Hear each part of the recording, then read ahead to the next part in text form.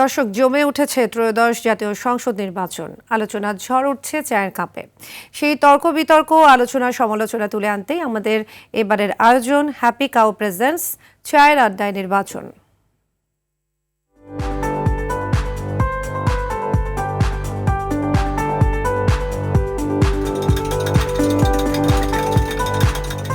ঘনিয়ে আসছে জাতীয় সংসদ নির্বাচন, সাথে জমে উঠেছে এর আলোচনা ও সমালোচনা। তা নিয়ে এবারের আড্ডায় আমি উপস্থিত নোয়াখালী এক চাটখিল সোনাইমুড়ি আংশিক আসনে। এলো instant milk powder happy cow, যেমন সাশ্রয়ী তেমনি পুষ্টিগুণে ভরপুর। হ্যাপি কাউ, গরুর দুধের স্বাদ সবাই পাক।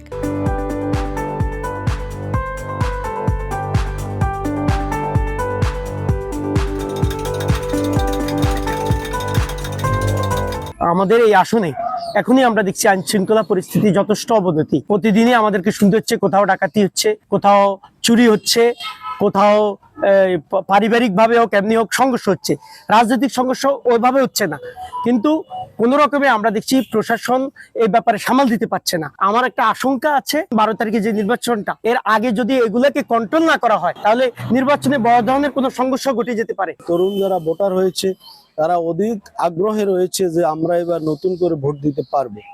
তো আসলে আমি মনে করি এই ত্রয়োদশ জাতীয় সংসদ নির্বাচনে নোয়াখালী এক চাটখিল সোনাইমুড়ি আসনে অবাধ এবং সুষ্ঠু একটা নির্বাচন হবে। 5ই আগস্টের পর আমরা যেভাবে দেখতেছি প্রশাসন, বর্তমান সরকার নির্বাচন নিয়ে আগ্রহিতা, এভাবে যদি প্রশাসন যদি নিজে খেয়াল রাখে, নিজে যদি সচেতন করে থাকে, তাহলে নির্বাচন সুস্থ হবে এবং আমরা ভোট কেন্দ্রে যাইয়া ভোট দিতে পারবো। যদি এই নির্বাচন আমরা সুষ্ঠু, অবাধ এবং নিরপেক্ষভাবে করতে না পারি এবং যোগ্য ব্যক্তিদেরকে আমরা পার্লামেন্টে আনতে না পারি, তাহলে আমাদের এই বিগত 17 বছরের জুলুম নির্যাতন যাই রকম গেছে, আগামীতে আমাদের কপালে খুব অনেক বড় ধরনের অলক্ষণী আছে।